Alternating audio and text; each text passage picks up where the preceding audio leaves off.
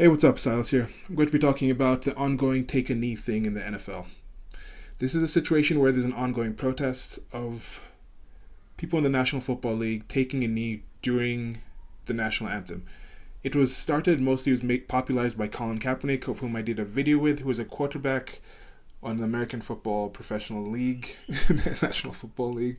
I'm just making these considerations since there might be people who are watching this who are not from America. But even the people who are in America, some people might not really care about. People might not care about football. But yeah, so these are professional athletes, paid millions of dollars in some cases, and they're taking a knee to protest the apparent racist environment in the United States of America against black people. That black people and people of color, I guess, have to deal with.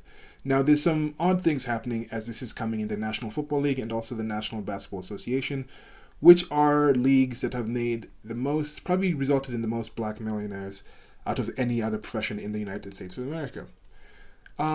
So these are the people who are out there taking a stand. Now, part of the positive things I'm seeing with this is the same reason I have support for Donald J. Trump was breaking down the media narrative and getting people politically activated. Because you may not care about politics, but politics cares about you. Now, it comes to this situation where people are like, oh my God, I can't believe this team is doing this. Oh, I'm so shocked this person did this. Two situations I'm going to talk about in specific. One was the Pittsburgh Steelers. They decided to do this different move where instead of taking a knee, having that kind of divisive kind of relationship before the game, we're going to stay inside the locker room. We're not going to come out on the field during the national anthem. Now that way, the people who want to take a knee, who want to make a stand, they can do so. If somebody wants to stand up and do whatever they want to do in the tunnel or in the locker room, they can do it there. If somebody wants to take a knee and not support, they can do it there. It has nothing to do with them actually playing on the field, because most people are saying, you're just entertainers, you're just here to play on the field, so why are you bothering with this? Why are you taking a knee? Just play football, just play football. So these people decided, let's just take this away from it, let's be in there and come out and play football. One person ended up going out, Antonio Villanueva, if I'm saying his name right. He was actually served in the military as an Army Ranger, had 3 tours, and there's a picture of him standing out in front of the tunnel with his hand on his chest, and then people got behind him. People started buying his jerseys. I think his jersey jumped up to the most sold, to the most highly sold jersey, I think last week or just in the NFL. So that happened. A lot of people who are supportive of, who are anti the people protesting with this flag in this way, rallied behind him and came out and said, yes, that's the way to do it. And then today, he comes out and apologizes and says, look, I didn't intend to walk all the way out there.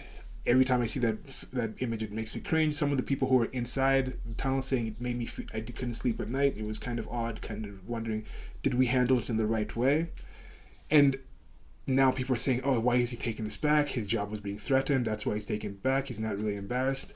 But I have personal experience from having been in played American football and having been in that team environment where there could be people who, just by virtue of us being on the same team, I'll feel a need to support that person's word off of, yes, I understand you have an issue. It may not directly affect me, but I will support you in that issue. Now that might come from the nature of the sport where I played tailback and fullback on the offensive side and defensive back. I mean, defensive line, defensive back. Yeah, I forgot defensive back. And defensive line on the defensive side of the game. And it was a situation where I didn't necessarily have to know what everybody else on the field was doing. I kind of just knew, like, if a run play is called to the right, like, it's called a toss sweep or something, I know I pivot to the right, the quarterback throws me the ball, and then I know, like, these 3 linemen kind of curve out, and they block, like, 1, 2, 3, 4, 5 people, and I curve down there. I don't have to know what the wide receiver is doing on the back, but I know the wide receiver is doing something there that's helping me. So he's supporting me in a way, but I don't have to know exactly what he's doing. So it kind of carries over, I think, that kind of mentality where it's like, look, I get that I might not completely understand what your struggle is with that defensive back going on during that play, but I understand there's a struggle and I'll support you by doing what I need to do here. So somebody might be like, look, from my lived experience, I don't understand what you think is happening in the African American community, but because you're on my team, I rely on you coming out for me. You supported me through things. I'm going to have this camaraderie to support you. So I think that decision of them deciding to take themselves out of the question in general, stay in the locker room, is kind of a positive thing. Now, coming back to that, people are saying, look, these athletes need to just focus on sports. That's what they're paid for. They shouldn't be doing anything else. We should have like Donald Trump said, he was like, what if you just had he's like, what if you just had people saying like, yes, get that son of a bitch off the field. What if you protest the flag? Anyway, he was saying that, and it's like, just says, get him off, you're fired. He's like, you're fired. He did his little you're fired move. It's hilarious. But he does that, and then people are talking about, yes, one owner that came out and said it was Jerry Jones. He let out a release saying, anybody who protests the flag, that's not what we do on our team. It's my team. You're going against the policies. You're what I want to stand for. And then people are like, yes, America's team, the Dallas Cowboys, and from Texas. That's he knows what's up. And then they come out, and the entire team, the staff, the coaches, I think they were the water boys and everyone, including Jerry Jones, takes a knee. And then this is before the national anthem. Then during the national anthem, they stand up and lock hands, lock arms. And then there's still people who are like, no, that's still in support. It's still the same. It's still the same thing. It's not the same thing. If your objection was taking a knee during the actual national anthem, then it's not the same thing. That should be done. I mean, it's already like they're still supporting the team. So I don't really understand the people who are still just complaining about that situation. And if you're doing that, you're probably complaining over something else versus this ostensibly slight against the national anthem, against what the national anthem stands for, because they still stand there for the national anthem. Another positive thing about this is people are going to start questioning, why are we ever supporting these people in that way? Why are we considering athletes to be some kind of moral superiors?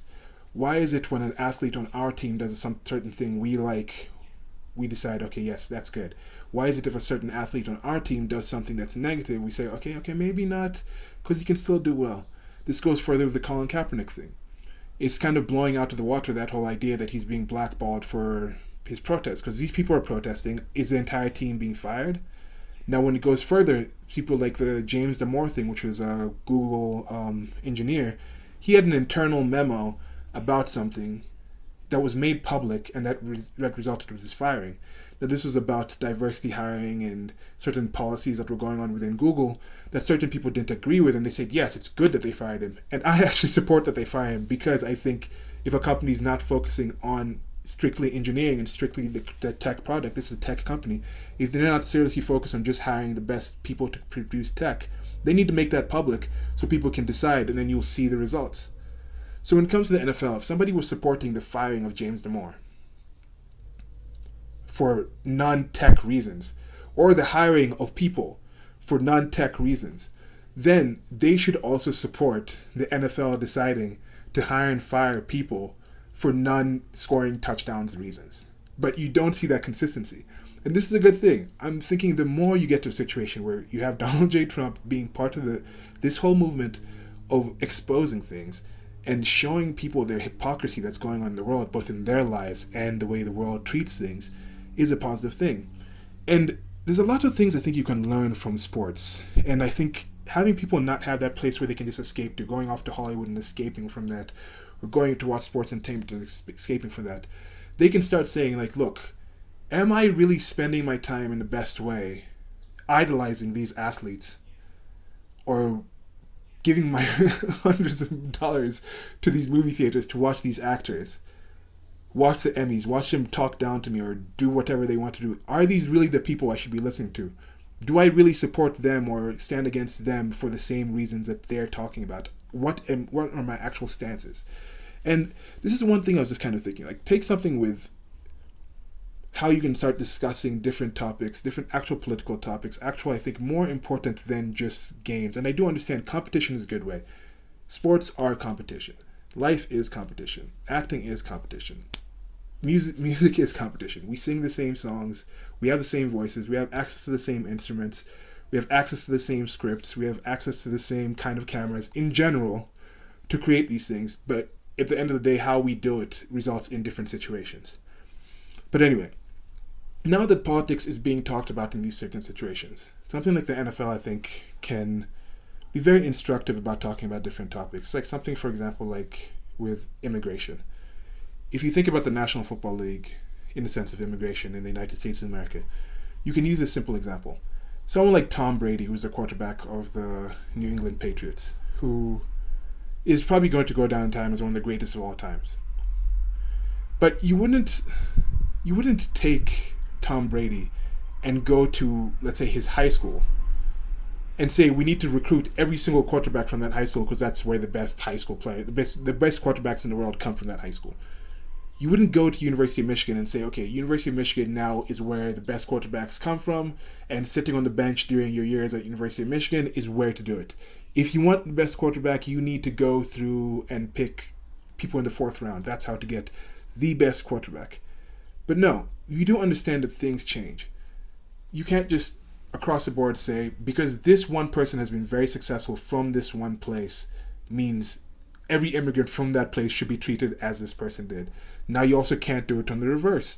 You can't say just because this one athlete from this one place had all these benefits and they ended up being successful at this, that means we give everybody this benefit, this level, they'll get there.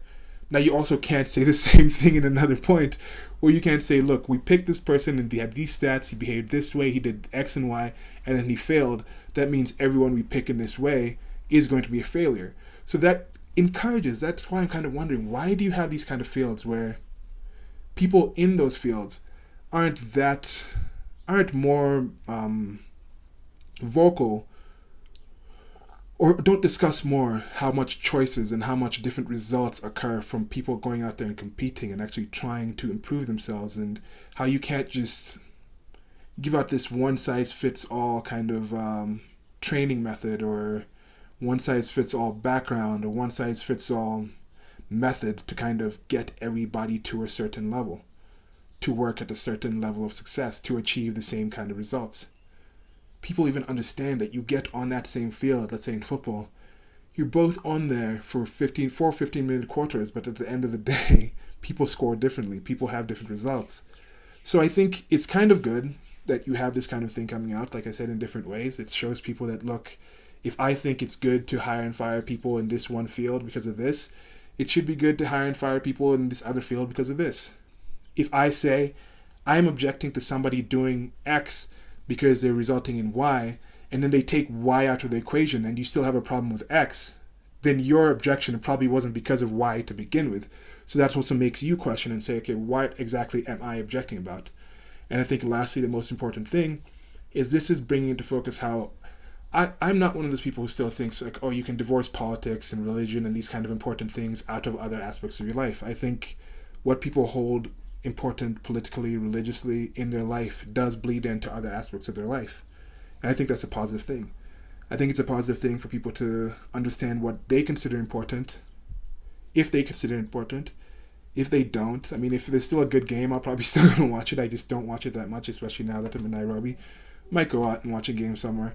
But anyway, it's just, what are you spending your time with? I try to ask some people who are talking about some of these sports. You see a lot of people saying, like, literally out there, like, oh, Jesus. There's a few annoying some things here.